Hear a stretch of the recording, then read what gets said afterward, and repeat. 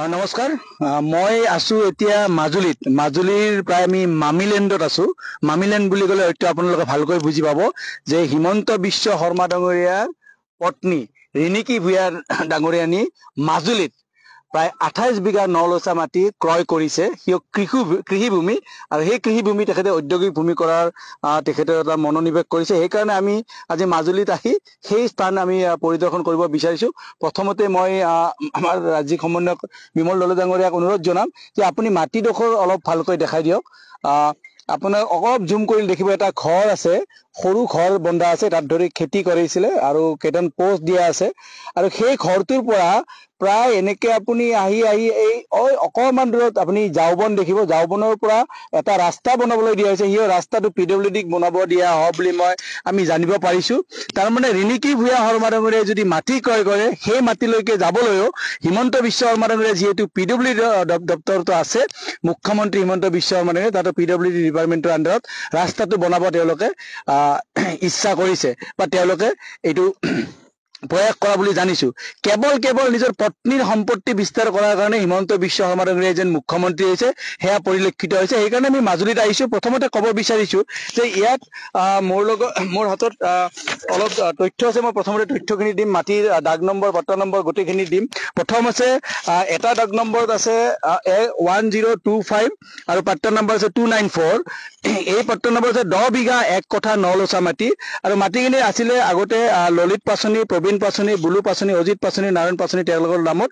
তাৰপিছত এই মাটিখিনি হিমন্ত বিশ্ব শৰ্মা ডাঙৰীয়াৰ পত্নী ৰিণিকী ভূঞাৰ নামৰ একা ইষ্টেট, য'ত ৰিণিকী ভূঞা ডাঙৰীয়ানী হিমন্ত বিশ্ব শৰ্মা ডাঙৰীয়াৰ পুত্ৰ আমাৰ নন্দিল বিশ্ব শৰ্মা ডাঙৰীয়া পাৰ্টনাৰ হিচাপে আছে, মানে একা ষ্টেটত।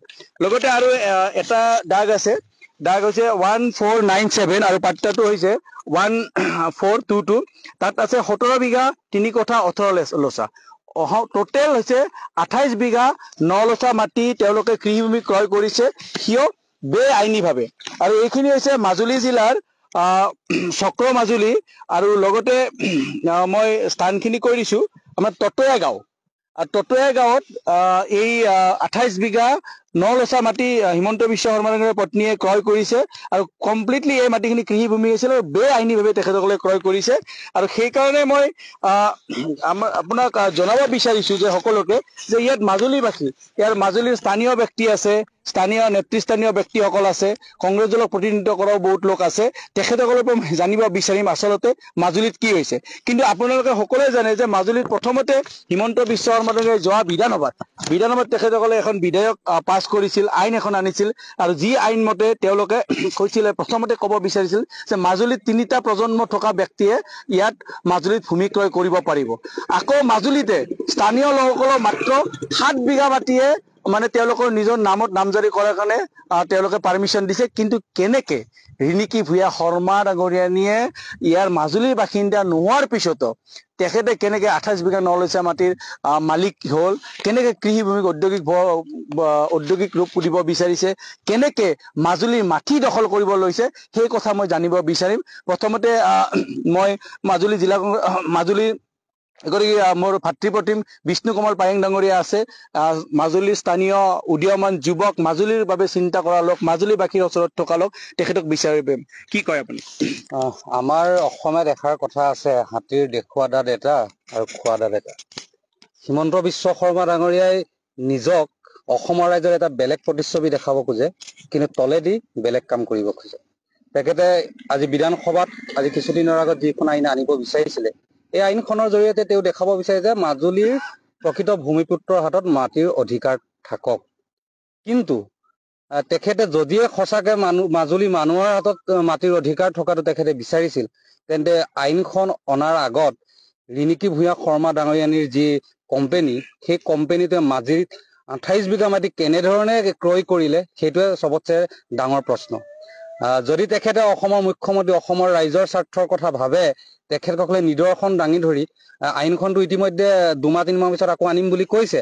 তেখেতক অনুৰোধ জনাম প্ৰথমে তেখেতে মাজুলীবাসী ৰাইজৰ ওচৰত বা অসমবাসী ৰাইজৰ ওচৰত এটা নিদৰ্শন দিয়ক যে মাজুলীৰ মাটিখিনি মাজুলী মানুহৰ হাতত পুনৰ তেখেতে উভতাই দিয়ক। আৰু কথা হ'ল মাজুলীত এতিয়ালৈকে বসুন্ধৰাৰ জৰিয়তে এঘৰ মানুহে বা এজন ব্যক্তিয়ে এতিয়ালৈকে 7 বিঘা মাটিহে নিজৰ নামত নামজাৰি কৰিব পাৰিছে।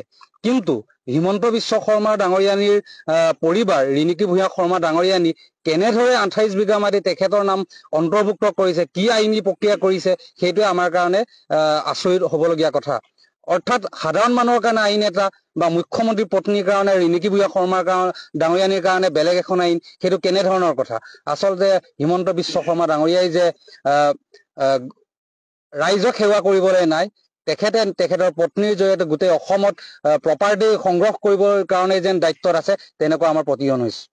হয়, মই আৰু আমাৰ মাজত উপস্থিত আছে দিনমণি দত্ত ডাঙৰীয়া, তেখেতকো মই সুধিব বিচাৰিম কি ক'ব বিচাৰে যে মাজুলীত হিমন্ত বিশ্ব শৰ্মা ডাঙৰীয়াৰ পত্নী ৰিণিকী ভূঞা আকৌ নন্দিল বিশ্ব শৰ্মা পুত্ৰ দুয়োগৰাকীয়ে ব্যক্তিয়ে মানে মাতৃ পুত্ৰই মিলি ইয়াত মাটি ক্ৰয় কৰিব বিচাৰিছে আৰু পিতৃয়ে হিমন্ত বিশ্ব শৰ্মা ডাঙৰীয়াই তেওঁলোকৰ ৰাস্তাৰে মানে এটা PWD ৰাস্তাও দিব বিচাৰিছে বোলে, আপুনি কি কয়?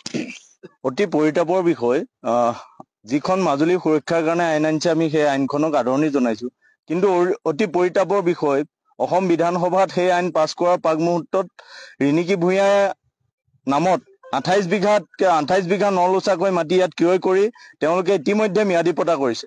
আমাৰ প্ৰশ্ন আহি পৰিছে, আমি মাজুলীৰ সন্তান, মাজুলীৰ ভূমিপুত্ৰ, মাজুলীৰ সত্ৰত বাস কৰা সন্তান, আমাৰ পিতৃৰ, আমাৰ ককা দেউতাৰ মাটি আমি 7 বিঘাতকৈ অধিক মাটি আমি ম্যাদী কৰিব নোৱাৰো। এতিয়া কি আইনৰ জৰিয়তে তেওঁলোকে 28 বিঘা মাটি ইতিমধ্যে ম্যাদী কৰিছে আৰু তেওঁ সৌ সিদিনা ব্লেক মানি, হোৱাইট মানিৰ কথা কৈছে।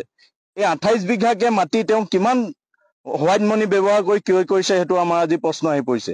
আমি মুখ্যমন্ত্ৰী মহোদয়ক তেতিয়াহে ধন্যবাদ জনাম, তেওঁ যিখন আইন আনিছে তাৰ বাবে আমি তেখেতক ধন্যবাদ জনাইছো। মাজুলী ভূমিপুত্ৰসকল সুৰক্ষিত হ'ব লাগে, মাজুলী সত্ৰীয়া সংস্কৃতিৰ প্ৰাণকেন্দ্ৰ এটকা মহন্তৰ থলী সংৰক্ষিত হ'ব লাগে, কিন্তু তাৰ আগত তেওঁৰ যি পত্নীয়ে মাটি ক্ৰয় কৰিছে সেই মাটি মাজুলীবাসীক পুনৰ দান দি তেওঁ নিজে কৈছে যে মাজুলীৰ বাহিৰৰ কোনেও ভূমিপুত্ৰ নহলে মাটি ক্ৰয় কৰিব নোৱাৰিব। গতিকে তেওঁ নিজেই প্ৰথম আদৰ্শটো দেখাওক যে মই মাটি কিনিছিলো, মোৰ পত্নীৰ মাটিৰ প্ৰতি লোভ আছে, 28 বিঘাকে মাটি কিনিছিলো মাজুলীত দলং নিৰ্মাণ কৰাৰ কাৰণে।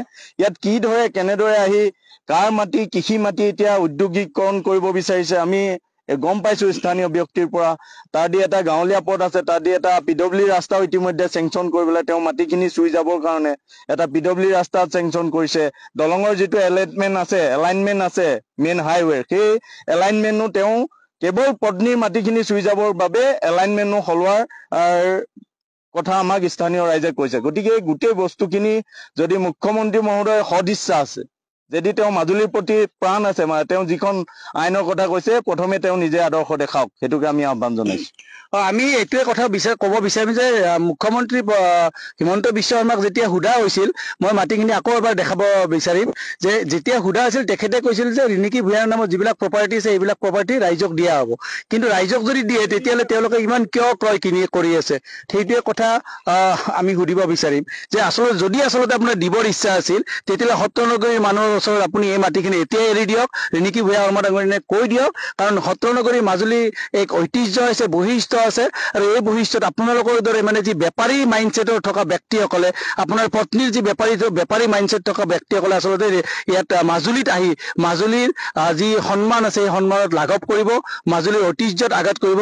গতিকে হিমন্ত বিশ্ব শৰ্মাক আমি আহ্বান জনাম, এই যি মাটি ক্ৰয় কৰিছে এই ক্ৰয় কৰা যিটো অবৈধভাৱে বুলি ক'ব লাগিব, কাৰণ কিয়নো যিখন আইন আপুনি পাছ কৰিব লাগিছিল আপুনি পাছ কৰা নাই, এইকাৰণে হয়তো মাটিৰ নামত আৰু কিবাকিনি এইটো কাম আপোনাৰ বাকী ৰৈ গৈছে, সেইকাৰণে আপুনি এইটো আৰু 6 মাহ সময় লৈছে, কিন্তু আপোনাক এই সময় দিয়া নহ'ব। আপোনাক এই কথাটো কোনো মাজুলীবাসী ৰাইজে কিন্তু কেতিয়াও আপোনাক ক্ষমা কৰিব নোৱাৰে। এইকাৰণে নোৱাৰে কি মাজুলীৰ যি ঐতিহ্য বৈশিষ্ট্যত আপুনি আঘাত কৰি মাজুলীবাসীৰ যে আপোনাৰ বুকুত আপোনালোকে আঘাত কৰা যেন অনুভৱ হৈছে। যি মাজুলীৰ থলুৱা বাসিন্দাই 7 বিঘাতকৈ বেছি মাটি নামজাৰি কৰিব নোৱাৰে, কিন্তু আপুনি 28 বিঘা নলচা মাটিক আপোনালোকে যেনেকৈ দখল কৰাৰ দৰে আপুনি প্ৰয়াস কৰিছে, এয়া কিন্তু সময়ত কোনো ক্ষমা নকৰে। এই কথা আমি হিমন্ত বিশ্ব শৰ্মাক স্পষ্ট কৰিলো।